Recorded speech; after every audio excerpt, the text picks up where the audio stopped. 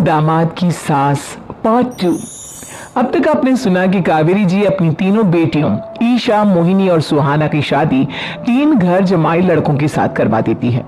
उन्हें लगता है कि ये लड़के शायद घर का कामकाज संभाल लेंगे, लेकिन उनके तीनों घर जमाई बहुत आलसी थे। वो नौकरी भी नहीं करते थे और बाहर का काम भी नहीं। कावेरी जी ने अपनी बेटियों से कहा कि वो प्रेगनेंसी का बहाना बनाकर अपने पतियों को सबक सिखाए। अब सुनिए आगे। मम्मी, आपने जैसा कहा था हमने वैसा ही किया, लेकिन देखिए ना, विवेक का हाल तो वैसा का वैसा ही है। घर में ना सुबह का नाश्ता बनता है और ना खाना। नौकरी पर जाने की बात करूं तो खाने को दौड़ते हैं मुझे। हाँ मम्मी, मैंने भी सुमित को कितनी बार कहा कि अगर नौकरी नहीं करनी तो कोई छोटी सी दुकान ही खोल लो। घर का खर्चा कैसे चलेगा? देखो दोपहर के 12 बजने आए और जनाब अभी तक सो रहे हैं। हाँ मम्मी, ईशा और सुहाना ठीक कहती हैं। अविनाश का भी यही हाल है। जब मैंने अपनी प्रेगनेंसी के बारे में कहा तो मुझसे कहने लगा, अरे दूसरी लड़कियां तो 9-9 महीने तक नौकरी करती है, बस डिलीवरी के टाइम छुट्टी लेती है। मोहिनी, तुम भी नौकरी करो। अब मुझे कहाँ नौकरी मिलेगी? मम्मी बताओ अब मैं क्या करूं? हे भगवान, क्या सोचकर घर जमाई दामाद लाई थी मैं कि मेरी बेटियां मेरे पास रहेंगी और खुश रहेंगी, लेकिन इन आलसी दामादों ने तो हमारी जिंदगी को भी प्रॉब्लम में डाल दिया है। मैं तो कहती हूँ मम्मी, हम लोग वापस अपनी जॉब पर जाना शुरू कर देते हैं। बता देते हैं इन लोगों को कि हमने प्रेगनेंसी का बहाना किया है। नहीं नहीं बेटा, ऐसी गलती भी मत करना। अगर तुमने ऐसा किया तो इन तीनों की आदत और खराब हो जाएगी। अरे आज नहीं तो कल कभी तो तुम प्रेग्नेंट होगी, तब वापस यही प्रॉब्लम आएगी, तब क्या करोगी तुम तीनों? हाँ मम्मी, आपकी बात तो बिल्कुल सही है। इन लोगों को तो सुधारना ही पड़ेगा। लेकिन कैसे? अपने बच्चों के आने की खबर सुनकर भी इन लोगों पर कोई असर नहीं हो रहा। पैसे कमाने के लिए घर से बाहर निकलना ही नहीं चाहते ये तीनों। अब मेरे दिमाग में एक प्लान आया है, तुम तीनों चिंता मत करो। उन तीनों को बुलाओ, फिर मैं बात करती हूँ। थोड़ी देर बाद कावेरी जी अपने तीनों दामादों को सामने बुलाकर अपनी बात कहना शुरू करती हैं। अविनाश, सुमित और विवेक, देखो बेटा, मैं ना तुम तीनों से बड़ा प्यार करती हूँ, इसीलिए तो तुम्हें घर जमाई बनाकर रखा है मैंने। अरे मम्मी जी, सीधे सीधे कहिए ना, क्या बात है? प्यार तो हम भी आपको बहुत करते हैं। अरे मम्मी जी, आपकी इज्जत भी बहुत करते हैं। अरे भाई, आपके जैसी सास और कमाने वाली बीवी सबको मिलती है क्या? हाँ मम्मी, विवेक और सुमित ठीक कह रहे हैं। आपकी बेटी से शादी करके मेरी तो जिंदगी ही अच्छी हो गई है। जानती हूँ मैं, और ये भी जानती हूँ कि तुम तीनों अपने अपनी बीवियों से बहुत प्यार करते हो। बेटा, बात ऐसी है कि हमारे कुल गुरु ने कहा है कि प्रेग्नेंट होने के बाद मेरी तीनों बेटियां शुरू के 4 महीने हमारे गांव में जाकर रहेगी, जहां मेरे चाचा जी रहते हैं। अरे लेकिन क्यों मम्मी, गांव में जाकर रहने की क्या जरूरत है इन तीनों को? वो क्या है ना बेटा, हमारे परिवार को एक श्राप है। अगर मेरी बेटियों ने यहाँ पर बच्चा पैदा करने की कोशिश की तो उनके बच्चों को कुछ भी हो सकता है। इसलिए अब से लेकर 4 महीने पूरे होने तक इन्हें गांव वाले घर में रहना पड़ेगा। हाँ तो इसमें प्रॉब्लम क्या है मम्मी जी? हम भी वहां जाकर रहेंगे, पिकनिक मनाएंगे। अरे भाई, बीवी जहाँ हम भी वहाँ। हाँ यार, आइडिया तो बहुत अच्छा है। शहर की जिंदगी में रह रहकर परेशान हो चुके हैं, अब कुछ दिन गांव में बिताएंगे। तुम लोग समझने की कोशिश क्यों नहीं करते?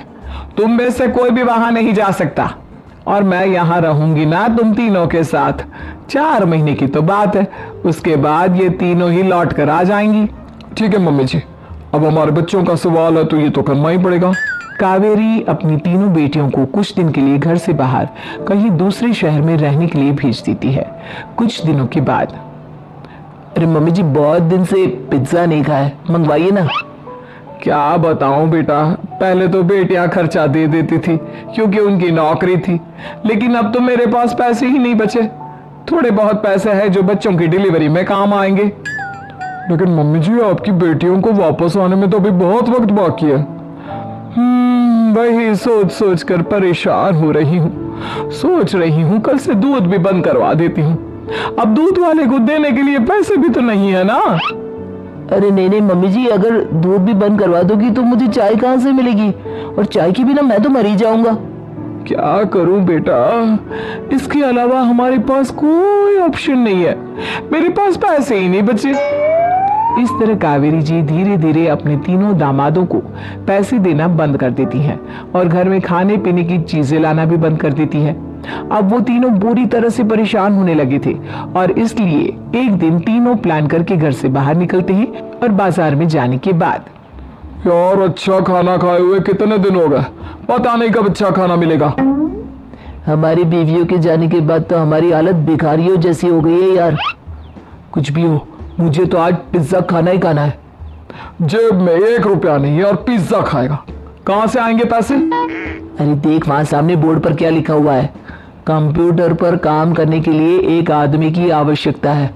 भाई मैं तो जा रहा हूँ, काम करूंगा और शाम तक पैसे लाकर आराम से पिज्जा खाऊंगा। जा जा, तुझे कोई काम नहीं देने वाला, हम तो घर जा रहे हैं। चल भाई सुमित। सुमित और अविनाश वहां से चले जाते हैं और विवेक उस कंप्यूटर शॉप पर सारा दिन काम करके 5,000 रुपए कमा कर घर लौट कर आता है और अपने खाने के लिए अच्छी अच्छी चीजें भी लेकर आता है। ये देखकर विवेक और सुमित के दिल में भी कुछ पैसे कमाने की इच्छा जागती है। अरे सुबह सुबह कहाँ चल दी है तुम? मम्मी जी एक बहुत अच्छी जगह मिली है, कंप्यूटर पर काम करने के 5,000 मिले थे कल मुझे। अगर रोज काम करूंगा तो पूरे 40,000 की तनख्वाह। अरे वाह, ये तो बहुत अच्छी बात है दामाद जी, आपको जाना ही चाहिए। सुमित और अविनाश विवेक को इस तरह तरक्की करते देखकर परेशान हो जाते हैं और वो दोनों भी काम की तलाश में निकल पड़ते हैं। धीरे धीरे उन दोनों को भी काम मिल जाता है। अब कावेरी के तीनों दामाद छोटी मोटी नौकरी करके अच्छा पैसा कमाने लगे थे। एक दिन कावेरी उन्हें अपने पास बुलाती है।